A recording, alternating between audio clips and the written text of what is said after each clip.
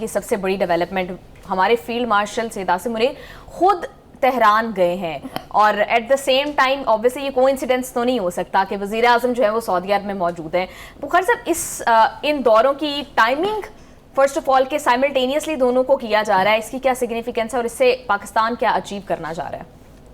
میرے خیال سے آپ کے سوال کی طرف بڑھنے سے پہلے تھوڑا سا ایک ابتدائیہ مجھے عرض کرنے دیں. وہ یہ ہے کہ جوں پاکستان جو ہے عالمی افق پر سفارتکاری کے روڈ میپ پہ یعنی بلندیاں اختیار کر رہا ہے, یا اس کا مقام جو ہے وہ بلند ہو رہا ہے, وہیں مودی کا rising India and shining India جو ہے وہ زمیں بوس ہو رہا ہے.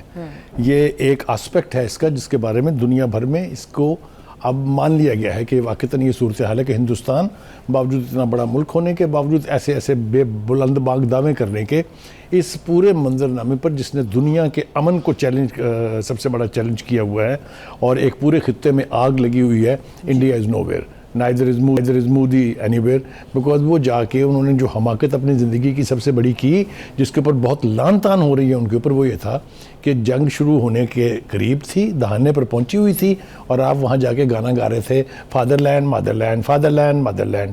تو وہ فادر لینڈ کا جو حال ہے اس وقت وہ دیکھنے کے قابل دید نہیں ہے. anyway, having said this, کوئی دو رائے نہیں ہے اس کے بارے میں کہ اس وقت انٹرنیشنل ڈپلومیسی میں پاکستان از پروبیبلی دا ٹاپ, کوئی دو رائے نہیں ہے. مجھے اچھی طرح سے یاد ہے ایک وقت تھا جب کولڈ وار تھی, ایک وقت تھا جب ہنری کسنجر شٹل ڈپلومیسی کرتے تھے, وہ بھی بہت اہم موڑ تھے دنیا کی تاریخ کے, لیکن میرے خیال سے یہ سب سے اہم موڑ ہے جس کے اوپر پاکستان کو ایک بڑی یعنی اہم پوزیشن جو ہے وہ حاصل ہے. کیوں؟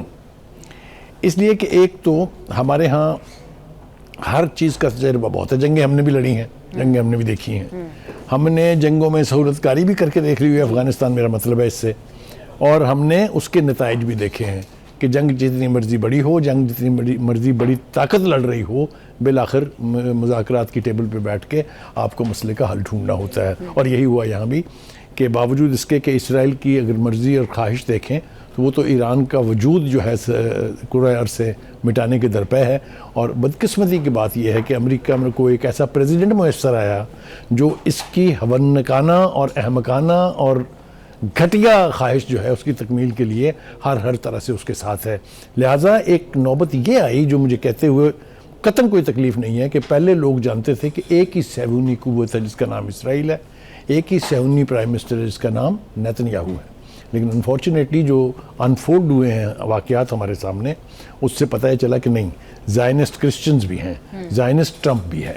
اس لیے کہ اور میری اس بات کو ثابت کرنے کے لیے کسی گواہی اور شواہد کی ضرورت نہیں ہے, پوری دنیا کے سامنے منظرنامہ. اب آ جائیں جناب جی, ہمارے فیلڈ مارشل جو ہیں اب نہیں ہے کہ وہ اچانک چلے گئے ایران کے دورے کے اوپر, اس پورے پروسیس میں he has been the moving spirit. اور یہ نہ صرف ہماری قیادت نے تسلیم کیا ہے پولیٹیکل نے, بلکہ پوری دنیا میں اس کو اکنالج کیا گیا ہے. اور اگر میں ٹرمپ کی زبان کا اعتبار کروں تو جس طرح کے ترانے اس نے گائے ہیں ان کی شان میں, وہ تو میرے خیال سے انہوں نے اپنے جرنیلوں کو بھی نہیں گائے ہوں گے اتنے. Any so the significance and the importance of our field marshal is acknowledged across the world. ٹھیک ہے جی. دوسری طرف آ جائیں ہمارے پرائم منسٹر, وہ بھی پیچھے نہیں ہیں, اس لیے کہ یہ ہماری تاریخ کا پہلا مرحلہ ہے جس میں پولیٹیکل اینڈ عسکری قیادت جو ہے وہ سو کالڈ ایک پیج منترا پر نہیں ہے, بلکہ they actually are working in cohesion with each other, تاکہ نتائج نکلیں ان کے, چاہے وہ ملکی معاملات ہوں چاہے وہ باہر کے معاملات ہوں. تو اس وقت ہمارے پرائم منسٹر جو ہیں وہ سعودی عرب پہنچ گئے ہوں گے غالباً, وہ گئے ہیں وہاں پر پرنس محمد بن سلمان کی دعوت پہ. Saudi Arab is a very important stakeholder in this, don't forget that. اور ابھی حال ہی میں وہ جو ہم نے ان کے ساتھ دفاعی معاہدہ کیا تھا اس کے پیش نظر ہم نے وہاں پر اپنی ایئر فورس اور جو یعنی زمینی افواج ہیں وہ ڈپلوائے کی ہیں to defend Saudi Arabia against any aggression. یہ ہماری کمٹمنٹ تھی, ہم اس کے اوپر پورا اترے اور اترنا چاہیے تھا پورا. اور مجھے ایک حیران کن آبزرویشن میری جو ہے وہ یہ کہ جب سے یہ ہماری ٹروپس اور ہوائی فوج وہاں گئی ہے, سعودی قیادت کے لہجے میں ایک ریڈیکل تبدیلی آئی ہے. آپ نے دیکھا کہ امریکہ سے پرنس محمد بن سلمان نے تقاضا کیا ہے کہ یہ جنگ بند ہونی چاہیے, یہ تقاضا کیا ہے کہ آپ نے ہرمز کھلنی چاہیے جس کا آپ نے ناکہ بندی کی ہوئی ہے. سو یہ فرق میرے خیال سے دنیا بھی محسوس کرے گی بہت جلد. میں نے تو جو فیل کیا وہ کہہ دیا. اچھا جی, قطر از اندر اسٹیک ہولڈر. آپ نے دیکھا کہ شروع میں سب سے زیادہ ٹارگٹ جو تھا خاص طور سے ایران کا ایز اے ریٹیلیٹری ایکٹ وہ قطر تھا, لیکن جنگ کے پورے عروج کے اوپر ہی دونوں ممالک میں انڈرسٹینڈنگ ہو گئی تھی. اگر آپ کو یاد ہو تو جنگ بندی سے 5 دن پہلے سے نہ قطر پر کوئی حملہ ہوا تھا, نہ قطر کی قیادت نے اینٹی ایران کوئی اسٹیٹمنٹ دی تھی. ہاں جی. تیسرا فریق اس کے اندر ہے ترکیہ. ترکی کے جو پریزیڈنٹ اردوان ہیں ان کے بیانات اگر آپ ریکال کریں جو انہوں نے امریکہ کے حوالے سے, جو انہوں نے اسرائیل کی جارحیت کے حوالے سے دیے ہوئے ہیں, تو میرے خیال سے کوئی مشکل نہیں ہے یہ سمجھنا کہ وہ ایران کے بھی ساتھ کھڑے ہیں, باوجود ان سے کہ اس کے کہ ان کے اپنے مسائل رہے ہیں. اور دوسری بات یہ کہ غزہ کے اوپر جو سٹانس اردوان کا رہا ہے, بردر اردوان کا, اس کے بارے میں بھی کوئی ابہام کسی کو نہیں ہونا چاہیے. ابھی حال ہی میں انہوں نے اسرائیل کو یہ دھمکی بھی دی تھی کہ اگر لبنان سے تم باز نہ آئے تو ترکیہ اسرائیل کے اندر مداخلت کر سکتا ہے. ہیونگ سیڈ دس, اس وقت منظرنامہ کھلتا جا رہا ہے. اسلام آباد راؤنڈ 2 جو ہے اس کی اہمیت اب کوئی انڈرمائن نہیں کر سکتا. جو پریزیڈنٹ ٹرمپ کا ہم اس کے اوپر آئیں گے, تفصیل سے بات کریں گے, لیکن جو آپٹمزم راؤنڈ 2 اسلام آباد کے بارے میں جنریٹ ہو رہا ہے وہ انفاؤنڈڈ نہیں ہے, وہ صرف خواہشات پر نہیں ہے. ریڈیکل چینجز آ رہی ہیں رویوں میں, جو پوزیشنیں لی ہوئی تھی ان میں, چاہے وہ امریکہ ہے, چاہے وہ ایران ہے, چاہے وہ دیگر اسٹیک ہولڈرز ہیں. تو یہ لگتا ہے کہ یہ راؤنڈ 2 جو ہے یہ الٹیمیٹلی مشرق وسطیٰ سے جنگ کے بادل ختم کرے گا, ہٹائے گا, اور ایک دوسرا یعنی مرحلہ جو ہے وہ شروع ہوگا جہاں اس خطے کی ساری ریاستیں اپنا اپنا جو نقصان ہوا ہے اس کی ری بلڈنگ میں, ریکنسٹرکشن میں لگیں گی, اور امن جو ہے وہ وہاں بحال ہو جائے گا. اس کے باوجود کہ وہ جو حیوانی قسم کا انسان ہے, میں تو اس کو انسان ماننے کے لیے تیار نہیں ہوں, جو نسل کشی کا مجرم ہے, انٹرنیشنل کورٹ آف جسٹس نے اس کو مجرم قرار دے کے گرفتاری کے حکم دیے ہوئے ہیں. اس کے علاوہ چونکہ وہ چبلے مارتا رہتا ہے, پنجابی زبان میں چبلا مارنا, وہ چبلے مارتا رہتا ہے, لیکن اس کا انتظام کرنے کے لیے ایران کافی ہے. لیکن انٹرنیشنل ایکارڈ کے تحت اس خطے میں پیس ہونے جا رہا ہے, اور یہ سارا کریڈٹ جو ہے آپ پاکستان کو دیں گے, کوئی فیور نہیں کریں گے, کیونکہ جب دونوں طرف سے میزائل چل رہے تھے, بمباریاں ہو رہی تھی, نیول فورسز استعمال ہو رہی تھی, تو اس وقت پاکستان نے یہ ذمہ داری اپنے سر لی کہ ہم ان دونوں کے بیچ امن کرائیں گے. تو میں سمجھتا ہوں کہ اگر یہ کوششیں برابر ہو جاتی ہیں, جو کہ مجھے پورا یقین ہے کہ ہو جائیں گی, تو پاکستان کا مقام پھر ایک جیسا سوئٹزرلینڈ کے بارے میں ہے کہ یہ ایسا پیسفل ملک ہے, پاکستان کے بارے میں بھی, گرین پاسپورٹ کے بارے میں بھی انٹرنیشنل رویے چینج ہوں گے یقینی طور پر. مخر صاحب, جس طرح سے ہم نے دیکھا ہے کہ ابھی فیلڈ مارشل گئے ہیں خود, تو ملٹری ڈپلومیسی کہا جا رہا ہے اس کو پاکستان کی. آپ نے بالکل ٹھیک کہا کہ اگر کوئی بھی ڈیل ہو جاتی ہے تو پاکستان کو ڈیفینیٹلی اس کا کریڈٹ جائے گا. مخر صاحب, فرسٹ راؤنڈ کے بعد بھی دونوں سائڈز کچھ چیزوں پر ایگریڈ تھیں, اور کچھ پوائنٹس ابھی بھی جو تھے, جو میجر پوائنٹس تھے, ان کے اوپر ابھی بھی ڈفرینسز ایگزسٹ کرتے تھے.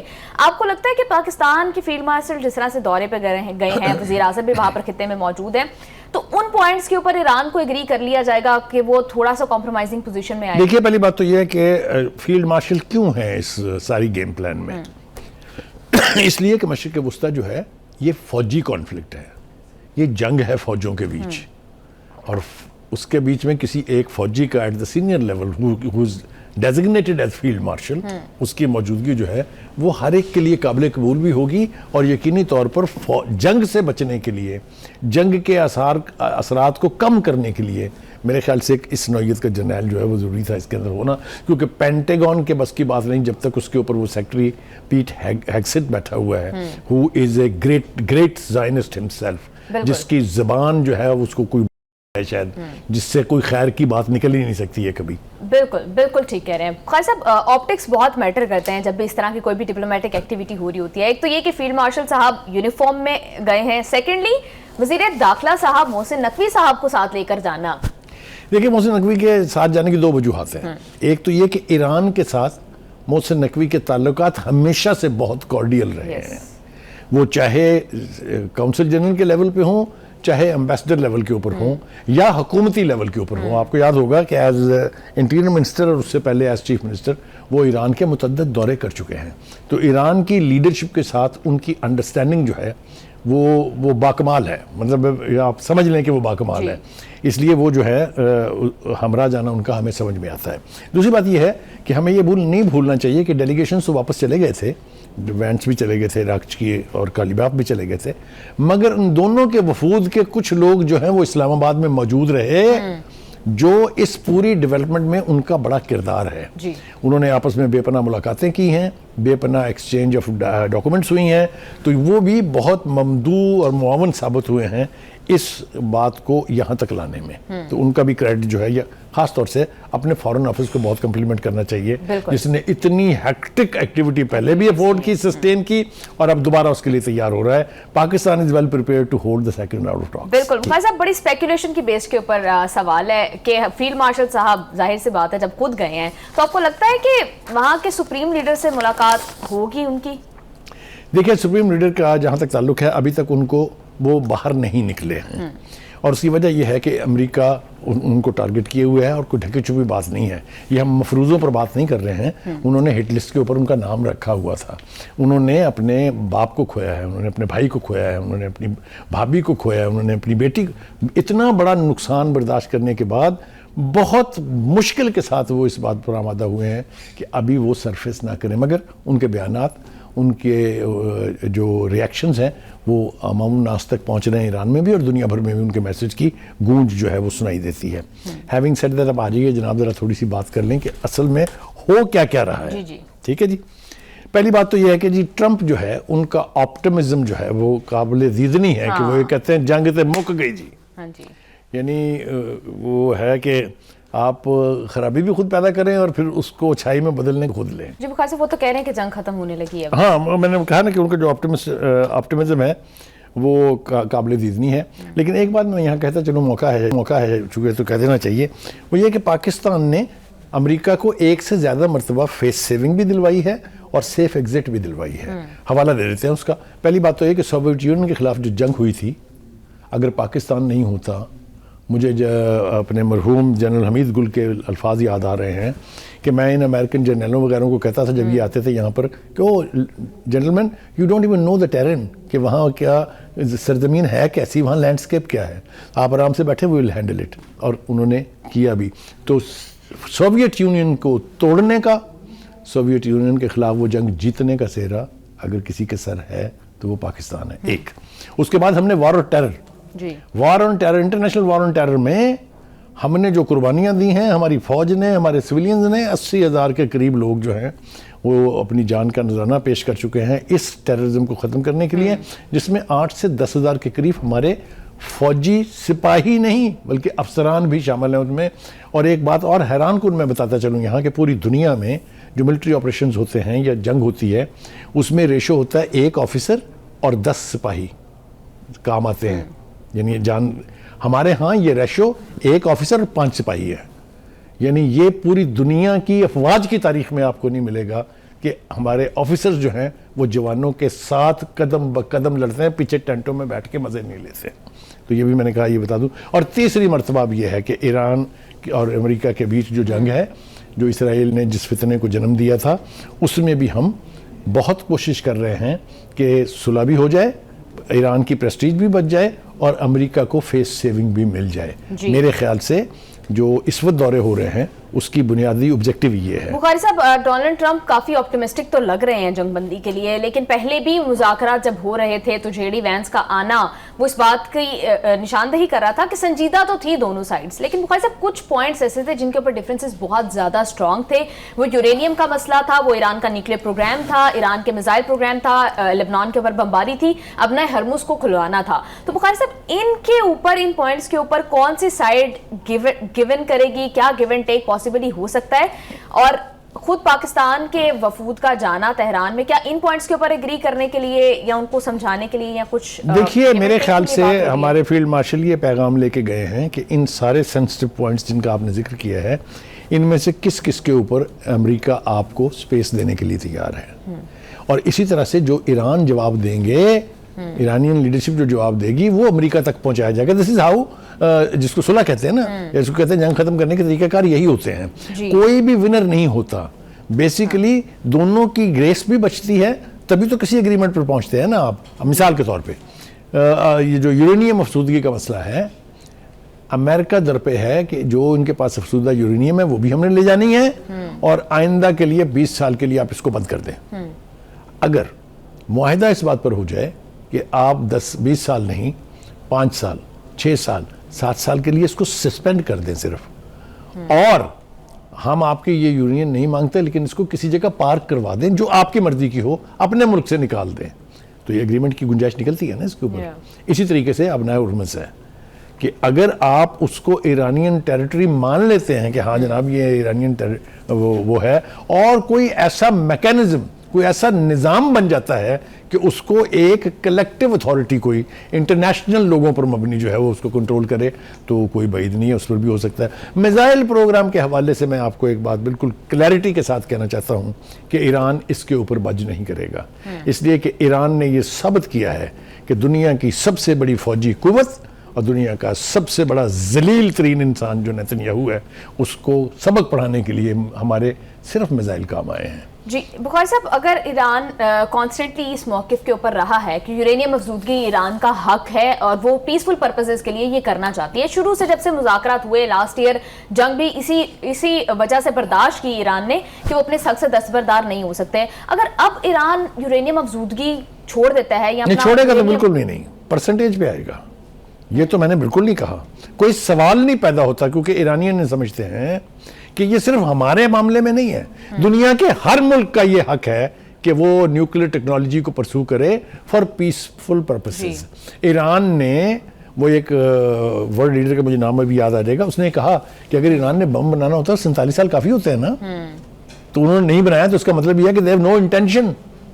تو کہنے کا مطلب یہ ہے کہ اگر آپ اس جواز کو بہانہ بنا کے ایران پہ چڑھ دوڑنا چاہتے ہیں وہ ایک الگ بات ہے, کیونکہ وہ NPT کے سگنیٹری ہیں, انہوں نے IAEA کے انسپیکٹرز کو 3 مرتبہ اپنی تمام تر نیوکلیر انسٹالیشن کے معائنے کرائے ہیں. ان کی رپورٹس کہتی ہیں کہ Iran is not pursuing nuclear technology to build a bomb. اب آپ مجھے بتائیں اس کے باوجود آپ کیسے مجھے گریبان سے پکڑ سکتے ہیں؟ بالکل بخاری صاحب, لیکن اس میں کمپلیکسٹی یہ ہے کہ ایران اس جنگ سے پہلے بھی یہی کہہ رہا تھا, خامنئی صاحب کا فتویٰ بھی موجود ہے کہ ایران نیوکلیئر بام نہیں بنائے گا. ایران اگر یورینیم افزودہ کرتا ہے تو وہ اپنے پیسفل پرپزز کے لیے, اپنے سول پرپزز کے لیے ایسا کر رہا ہے. تو اگر ایران اب بھی یورینیم کو افزودگی نہیں روکتا, اور 3.67% کی تو بات ایران پہلے کر چکا ہے جس پر امریکہ نہیں مان رہا تھا, اور اگر اب بھی سیم ایران ٹیبل پر بات لے کر آتا ہے, تو پھر آپ کی پرزمپشن پھر وہی ہے کہ ایران کو افزودگی چھوڑنی پڑے گی. میں آپ سے باقاعدہ تکرار کر رہا ہوں کہ یہ ختم ہونے کا تو سوال ہی پیدا نہیں ہوتا. گارنٹرز چاہیے ہوں گے نا کہ جی ایران جو ہے وہ بم پچھلے اگلے یعنی یورینیم کی افزودگی اگلے اتنے سال کے لیے چھوڑ دے گا. That is a possibility, there will be guarantors, وہ چاہے چائنا ہو, چاہے پاکستان ہو, چاہے ترکی ہو, جو بھی ہو, گارنٹرز مل جائیں گے. And that is where the safe face saving جو ہے وہ مل جائے گی کہ اچھا جی دیکھیں ہم نے روک دیا ایران کو افزودگی کرنے سے اتنے سالوں کے لیے. تو اسی طریقے سے ایگریمنٹ ہوتے ہیں, کسی کے پریمیسز کو آپ مکمل طور پہ اٹھا کے پھینک دینے سے کبھی بھی معاہدے نہیں ہوتے ہیں. لیکن بخاری صاحب, ہم نے یہ بھی دیکھا ہے کہ ایران کانسٹنٹلی یہ کہتا رہا ہے کہ ایک جامع ڈیل ہو, ایک ایسی ڈیل جو پرماننٹ پیس ڈیل ہو. اگر یہ چند سالوں کے لیے 5, 6, 7 سال کے لیے, تو یہ تو پھر دوبارہ آپ دیکھیں, آپ ایک چیز نوٹ نہیں کر رہی ہیں, جو ایران مطالبہ کر رہا تھا وہ وینس کہہ رہے ہیں. کیا وینس نے نہیں کہا کہ ہم چھوٹی ڈیل کے لیے نہیں آ رہے ہیں, ہم تو ایک جامع ڈیل کے لیے آ رہے ہیں. تو اس کا مطلب ہے کہ یہاں بھی ایران کا پوائنٹ آف ویو مان لیا گیا نا. انہوں نے کہا کہ ٹرمپ جو ہے وہ چاہتے ہیں کہ ایک جامع ڈیل ہو تاکہ مستقل امن جو ہے وہ قائم ہو سکے.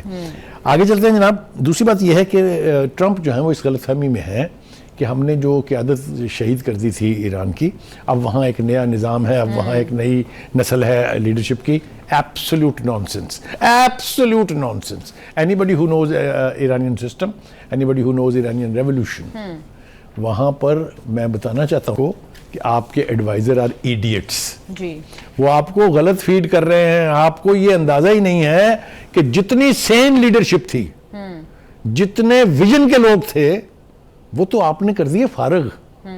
جو نیچے سے ٹیئرز آ رہے ہیں وہ ان سے 100 گنا زیادہ سخت گیر رویے بالکل، کے اور یہ مالک تو ہیں. بخاری صاحب وہ وونڈیڈ لیڈرشپ ہے، وونڈیڈ ایران ہے، اور یہ پہلے سے بھی زیادہ خطرناک تو ہوگا. بالکل ٹھیک کہہ رہے ہیں آپ. جس پریزیڈنٹ کے ایڈوائزر اس کو یہ بھی باور نہ کرا رہے ہوں تو آپ مجھے سمجھائیے وہ امریکہ کیسے یہ جنگ جیتے گا.